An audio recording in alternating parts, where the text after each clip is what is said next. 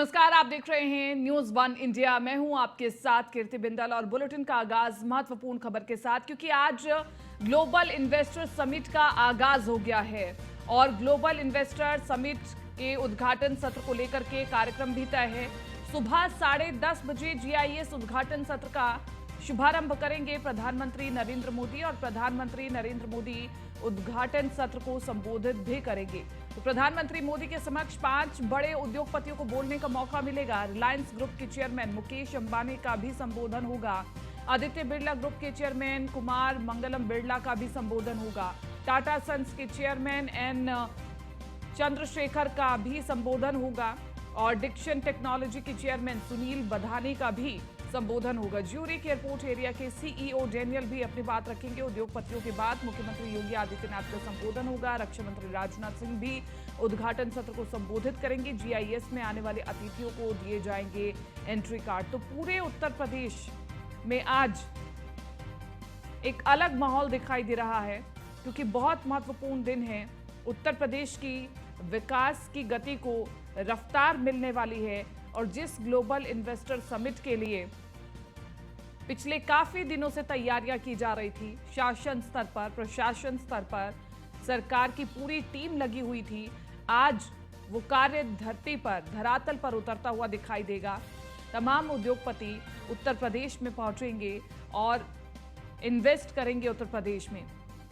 ये एक बड़ी उपलब्धि है मौजूदा सरकार की कि तमाम उद्योगपतियों को ये विश्वास दिलवाया कि उत्तर प्रदेश एक बेहतर जगह है जहां पर आप इन्वेस्ट कर सकते हैं, जहां पर बेहतर इंफ्रास्ट्रक्चर है, जहां पर बेहतर एनवायरनमेंट है, जहां पर सुरक्षा का माहौल है और इसी के साथ साथ बेहद ही महत्वपूर्ण भूमि है उत्तर प्रदेश, जहां पर इन्वेस्ट किया जा सकता है। तो तमाम बड़े उद्योगपति पहुंचेंगे और संबोधित करेंगे इस ग्लोबल इन्वेस्टर समिट के पहले दिन को। प्रधानमंत्री नरेंद्र मोदी भी पहुंच चुके हैं लखनऊ और कुछ ही देर में ये कार्यक्रम शुरू हो जाएगा। तमाम तस्वीरें हम आपको दिखाने की कोशिश करेंगे और आपको वो नाम भी बता रहे हैं जो आज 5 बड़े उद्योगपति प्रधानमंत्री नरेंद्र मोदी के समक्ष अपनी बात को रखेंगे। तो खुद मुख्यमंत्री योगी आदित्यनाथ तैयारियों का जायजा ले रहे थे। पिछली रात भी मुख्यमंत्री योगी आदित्यनाथ ने तैयारियों का जायजा लिया और इसी के साथ साथ जो स्टाफ दिन रात जुटा हुआ है कि इस पूरे कार्यक्रम को सफल बनाया जाए, उसके साथ उन सभी के साथ फोटो सेशन का कार्यक्रम भी हुआ था और CM योगी ने सभी से मुलाकात भी की थी।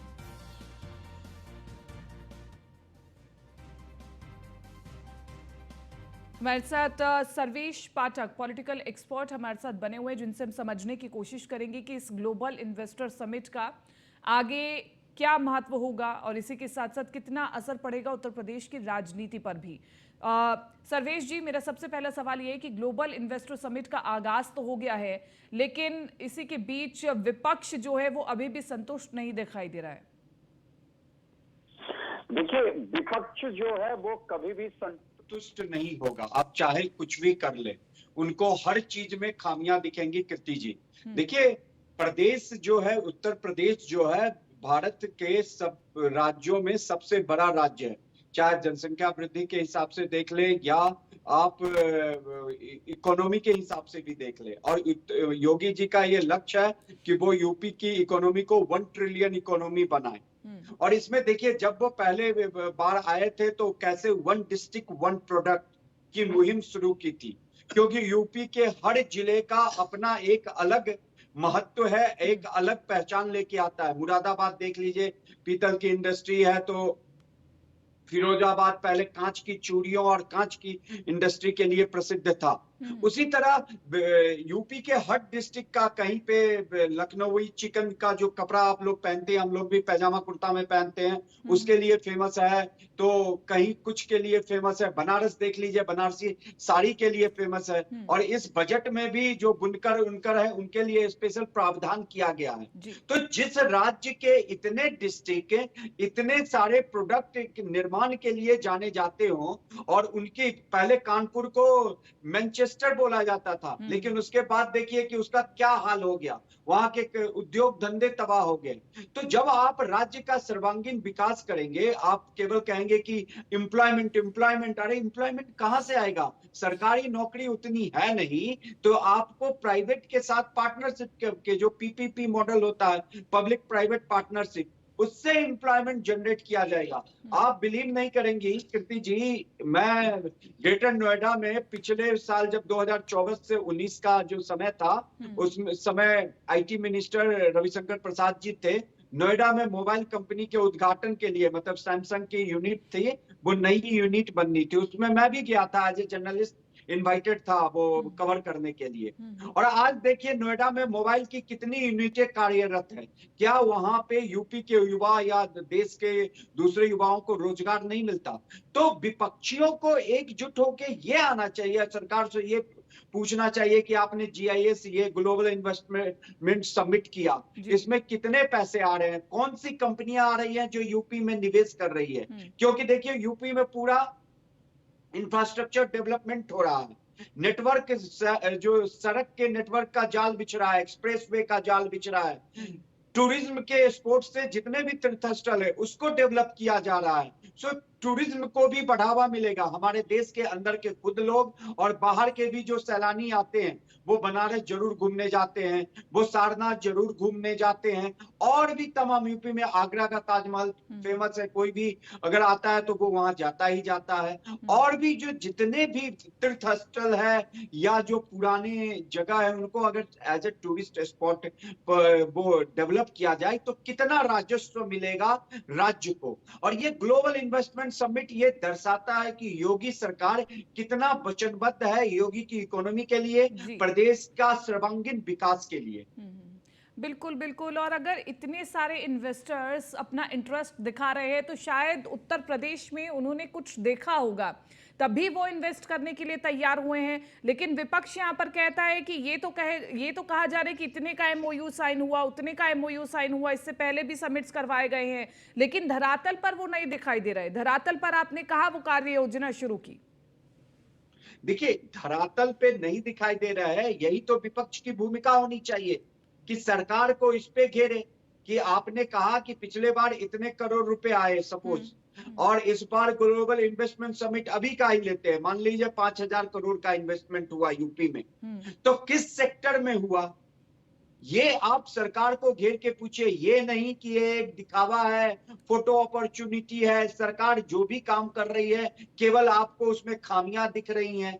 मान लीजिए अभी अखिलेश यादव इस पे सवालिया निशान उठाते हैं। देखिए 2012 से 17 में अखिलेश यादव एक युवा मुख्यमंत्री आए थे, उत्तर प्रदेश को मिला था, राज्य की जो सत्ता है वो कहते हैं ना थाली में सजा के उनको मिली थी, लेकिन क्या किया उन्होंने राज्य की? ठीक है, एक एक्सप्रेसवे हाईवे बनाया और लखनऊ में कुछ किलोमीटर तक मेट्रो लाइन का उद्घाटन किया, या जो भी हुआ, उन्होंने कार्य पूरा क्यों नहीं किया? 5 साल बहुत होते हैं आपके पास, चाहे वो बीजेपी गवर्नमेंट के पास हो, चाहे दूसरी पार्टी के गवर्नमेंट के पास हो, कि राज्य में जिस भी चीज की आप नींव डाले हो उसका आप फीता काटो और जनता को सौंपो। और अगर आप देखें बुंदेलखंड एरिया को देखिए, क्या वहां डेवलपमेंट नहीं हो रहा है? हर घर नल का जल। कीर्ति जी, ये इजराइल के साथ बुंदेलखंड में गवर्नमेंट ऑफ इंडिया की पार्टनरशिप हो रखी है, एग्रीमेंट साइन हो रखा है, एमओयू साइन हुआ है कि वहां पे कम पानी में कृषि कैसे की जाए और लोगों को साफ जल, स्वच्छ जल कैसे मुहैया हो। तो क्या आज बुंदेलखंड के जो लोग हैं वो इससे लाभान्वित नहीं हो रहे हैं? लेकिन ये जो चीजें हैं ये विपक्ष कभी नहीं दिखाएगा। वन डिस्ट्रिक्ट वन प्रोडक्ट का जो नारा योगी जी देते हैं और उसकी मुहिम को जो चला रहे हैं, अब भदोही से कारपेट बनता है कीर्ति जी, अगर वो कारपेट इंटरनेशनल लेवल पे जाके बिकेगा तो फायदा किसको होगा? भारत के जीडीपी में इजाफा होगा, वहां के बुनकर जो है, वहां के उस उद्योग धंधे में जो शामिल लोग हैं उनको फायदा होगा कि नहीं होगा? ठीक ठीक। तो इसका जो मूलतः जो प्रभाव होगा वो कहाँ दिखने को होगा? अगर मान लीजिए बनारसी साड़ी के उद्योग धंधे पहले चौपट हो गए, अगर हम बुनकर को सहायता राशि दे और उनको प्रोत्साहन दे, अगर फिर से वो दुगनी जोश से वो स्टार्ट हो जाए, तो क्या वो बुनकर के यहाँ काम करने वालों की संख्या नहीं बढ़ेगी?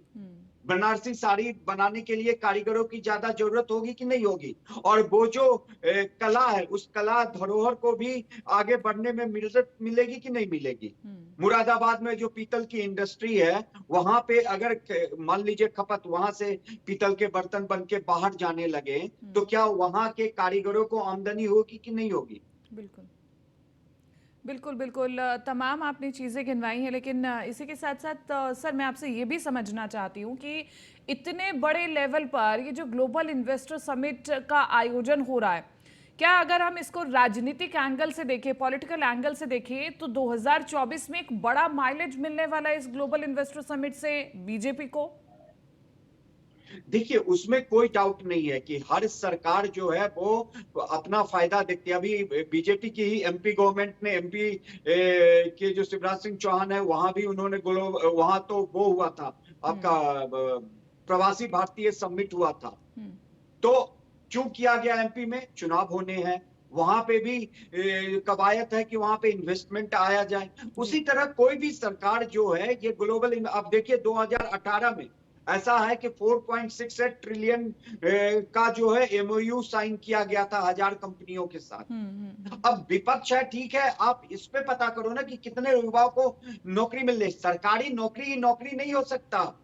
अगर ये एमओयू साइन करने के बाद कोई प्राइवेट कंपनी किसी भी सेक्टर में, फूड प्रोसेसिंग सेक्टर हो या मोबाइल निर्माण का सेक्टर हो, वहां पे युवाओं को नौकरी मिल रही है। आप देखिए साउथ इंडिया के जो राज्य हैं, कीर्ति जी, वहां देखिए आईटी इंडस्ट्री, बैंगलोर को देख लीजिए। ये यूपी जो ग्लोबल इन्वेस्टमेंट समिट था, रोड शो बैंगलोर में भी हुआ है, आपको पता होगा और आपने इस पे न्यूज भी चलाया होगा। वहां जाके क्यों हुआ? वहां पे जो आईटी कंपनियां हैं, क्या यूपी में आईटी कंपनियों को इंफ्रास्ट्रक्चर नहीं मिल सकता? देखिए नोएडा और आपका ग्रेटर नोएडा में कितनी अच्छी अच्छी आईटी कंपनियां हैं, उसमें और इजाफा हो, नए शहर भी आए, तो जो लोकल युवा है, जो लोकल जहां से आज के युवा, यूपी में इतने सारे इंजीनियरिंग कॉलेज है, वहां से पास आउट होते हैं, तो उनको वही जॉब मिलेगी। और अगर घर के पास जॉब मिलेगी तो युवा को भी अच्छी होगी, घर आने जाने में उनके पैसे खत्म होंगे, जितनी आमदनी होगी उसमें से कुछ वो बचा पाएंगे। तो ये सारा का सारा जो लाभ मिलने वाला, वो किसको मिलने वाला है? यूपी के लोगों को। ऐसा नहीं है कि यूपी के लोग ही काम करेंगे, दूसरे राज्य के लोगों को भी जॉब मिलेगी, लेकिन मूलतः फायदा तो यूपी को होगा ना। और इसमें कोई दो राय नहीं कि इसका फायदा 2024 के इलेक्शन के, क्योंकि राज्य सरकार का चुनाव तो अभी 27 में होना है। अभी जो मेन लिटमस टेस्ट कह लीजिए वो है 24 का चुनाव। और बीजेपी इसको मतलब वो कहते हैं ना, प्राइम टारगेट लेके चलती है।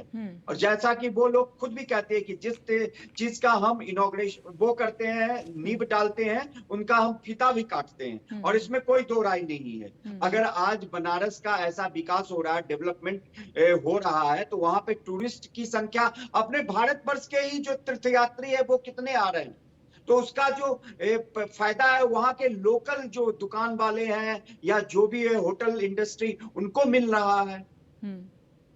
बिल्कुल बिल्कुल। और लेकिन इसी के साथ साथ डिम्पल यादव जी ने भी संसद में कहा था कि एमओयू आप जितने मर्जी साइन कर लीजिए, 100 करोड़ के, 500 करोड़ के, लेकिन वो चीज़ धरातल पर नहीं दिखाई दे रही, केवल एमओयू साइन हो रहे। मैं बार बार इस पॉइंट पर इसलिए जोर दे रही हूँ सर्वेश जी, क्योंकि आपने बहुत सारी कंपनियां गिनवाई, इसमें सबसे ज्यादा ये भी कहा जा रहा है समाजवादी पार्टी की ओर से कि ये कंपनीज तो पहले भी काम कर रही थी, ऐसा नहीं है कि ये कंपनीज पहले काम नहीं कर रही थी उत्तर प्रदेश में। तो फिर बार बार उन्हीं कंपनियों का नाम क्यों लिया जा रहा है जो कंपनियां ऑलरेडी उत्तर प्रदेश में एग्जिस्ट करती हैं? देखिए, कंपनियां एग्जिस्ट करती है, कंपनियां के डिफरेंट वर्टिकल्स होते हैं। आपको याद होगा संगरूर में ममता बनर्जी ने आंदोलन करके टाटा को भगा दिया, वहां से नैनो की फैक्ट्री लगनी थी, याद है कि नहीं?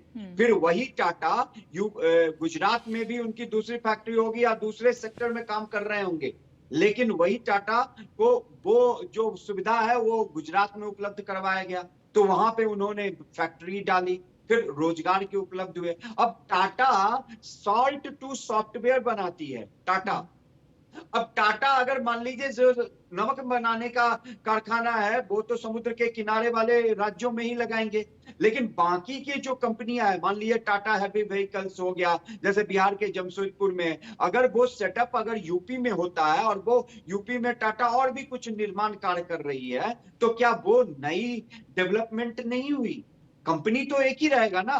बिरला अगर सीमेंट बनाती है और सीमेंट की फैक्ट्री कहीं और लगाई तो कंपनी तो वही नाम रहेगा, लेकिन यूनिट तो दूसरा लगा सकती है। महिंद्रा आज डिफेंस सेक्टर में आ रहे हैं। हमारी गवर्नमेंट की ये प्रायोरिटी रही है कि अपने देश के जो उद्यमी हैं उनको प्रोत्साहन दे, उनको वो सुविधा मुहैया कराए और डिफेंस सेक्टर में आत्मनिर्भर बने। अब रायबरेली में जो ये AK-47 का कारखाना है, क्या वो जो लगेगा और दूसरे डिस्ट्रिक्ट में भी अगर मान लीजिए डिफेंस के कुछ सेक्टर हो, कंपनी एक ही हो, तो क्या फायदा नहीं मिलेगा? या हर जगह डिफरेंट कंपनी होंगी? तो ये जो कहते हैं ना मूर्ख चपाट वाली बातें होती है। डिंपल यादव का नॉलेज बेस क्या है? आपको जब राज्य मिला था प्लेट में सजा के, तब तो आपने कुछ काम नहीं किया। अगर आप काम किए होते प्रदेश का सर्वांगीण विकास, देखिए कीर्ति जी, एक होते हैं बूढ़े नेता, ठीक है वो परिपक्व है, एक्सपीरियंस्ड है, कर रहे हैं, लेकिन जो एक यंग ब्लड आता है, अखिलेश यादव क्या ऑस्ट्रेलिया से पढ़ के आया था, तो हम आप एक अंदाजा ठीक है सर्वेश जी, मैं लौटती हूँ आपके साथ। हमारे साथ जुड़ चुके हैं प्रोफेसर अखिल स्वामी जी। प्रोफेसर अखिल स्वामी जी, आपका बहुत बहुत स्वागत है। और आपसे ये हम जानना चाहते हैं कि जिस प्रकार से अब ग्लोबल इन्वेस्टर समिट की चर्चा जोरों शोरों से हो रही है, इसमें उत्तर प्रदेश की अर्थव्यवस्था को कितना बूस्ट मिलने वाला है? देखिए, जहां तक इन्वेस्टर समिट का सवाल है, ये इको हो रहा है। ये जहां तक इन्वेस्टर समिट की बात है, देखिए इससे ज्यादा आवश्यक ये है। ठीक है, मैं माफी के साथ आपको अखिल जी रोकना चाहूंगी। एक बार तस्वीरें हम दर्शकों को दिखा देते हैं। और प्रधानमंत्री नरेंद्र मोदी पहुंच चुके हैं लखनऊ में, और ये तस्वीरें हम आपको दिखा रहे हैं। आज तमाम जो महत्वपूर्ण तस्वीरें आएंगी वो हम आपके सामने दिखाएंगे। प्रधानमंत्री नरेंद्र मोदी पहुंच चुके हैं और तमाम तस्वीरें आपके सामने। आज बहुत महत्वपूर्ण दिन है। उत्तर प्रदेश में निवेश का महाकुंभ होने वाला है और बम्पर निवेश आएगा और उत्तर प्रदेश उत्तम प्रदेश बनेगा, यही लक्ष्य मौजूदा सरकार का। तो अकेले रामनगरी अयोध्या में 14,747 करोड़ का निवेश होने वाला है। इसमें रियल एस्टेट सेक्टर में निवेश के मामले में कई बड़े शहरों को पछाड़ते हुए रामनगरी अयोध्या तीसरे पायदान पर है। और इसी के साथ साथ दुग्ध उत्पादन बढ़ाने के साथ ही 70,000 का निवेश मिलेगा, 70,000 लोगों को निवेश मिलेगा। इसी के साथ साथ यूपी में रोजगार के कई द्वार खुलेंगे, कई अनेक संभावनाएं यहां पर खुलने वाली हैं। जबकि आपको बता दें कि 50 से 200 करोड़ का निवेश करने वाली कंपनियां 20 लाख रोजगार देंगी। 200 से 500 करोड़ का निवेश करने वाली कंपनियों से तकरीबन 4.5 लाख से अधिक रोजगार सृजन करने की संभावना आंकी गई है।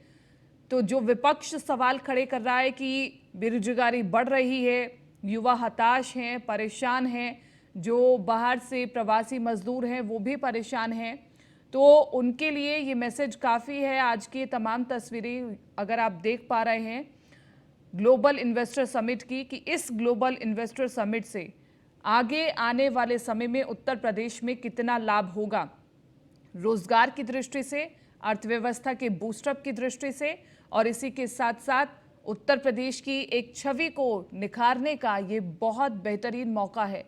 आज उत्तर प्रदेश के ग्लोबल इन्वेस्टर समिट की चर्चा जोरों शोरों से हो रही है और हर ओर हो रही है, हर एंगल पर हो रही है। जिस प्रकार से उत्तर प्रदेश की सरकार ने मेहनत करके अलग अलग राज्यों में जाकर के, न सिर्फ अलग अलग राज्यों में बल्कि विदेशों में जा करके उत्तर प्रदेश की छवि को दिखाया कि उत्तर प्रदेश में आप आइए, बेहतर एनवायरनमेंट आपको मिलेगा, आप निवेश कीजिए। ये बहुत महत्वपूर्ण रहा।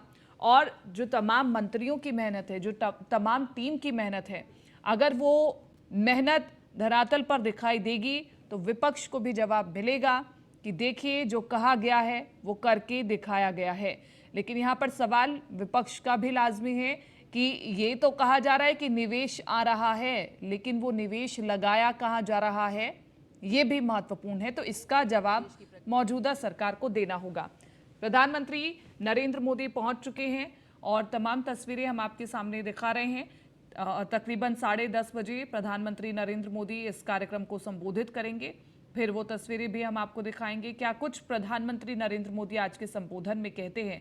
देखिए, उत्तर प्रदेश राजनीति के लिहाज से भी बहुत ज्यादा महत्वपूर्ण है। पूरे देश में सबसे बड़ा सूबा उत्तर प्रदेश, और यही से कहा जाता है कि दिल्ली का रास्ता निकलता है। और 2024 के चुनावों के मद्देनजर भी ये जो समिट हो रहा है बहुत महत्वपूर्ण होने वाला है। और इसलिए प्रधानमंत्री नरेंद्र मोदी अपने संबोधन में क्या कहते हैं ये भी हम सुनेंगे जल्द ही, कि उत्तर प्रदेश कितना उत्तम प्रदेश बना है बीते 5 सालों में। और इसी के साथ साथ योगी सरकार लगातार कार्य कर रही है, लेकिन जहां जहां कमियां हैं वो कमियां गिनवाना विपक्ष का काम है। लेकिन इसी के साथ साथ इस बात को कोई नहीं नकार सकता कि उत्तर प्रदेश की छवि बदली है। पहले उत्तर प्रदेश को दंगों के नाम से जाना जाता था, लेकिन आज उत्तर प्रदेश उत्तम प्रदेश के नाम से जाना जाता है। तो ये मौजूदा सरकार की कामयाबी है। प्रोफेसर अखिल स्वामी जी हमारे साथ बने हुए, जिनके साथ हम लगातार चर्चा कर रहे थे। अर्थशास्त्री हैं और अर्थव्यवस्था के आधार पर वो हमें बेहतर समझा पाएंगे कि उत्तर प्रदेश की अर्थव्यवस्था में कितना बूस्ट होगा इस ग्लोबल इन्वेस्टर समिट से। सर, आप अपनी बात कह रहे थे, पूरी कर लीजिए। देखिए, ये तो सब चाहते हैं कि देश का और प्रदेश का औद्योगिकरण हो, उद्योग लगे, बच्चों को रोजगार मिले, इसमें कोई दो राय नहीं है।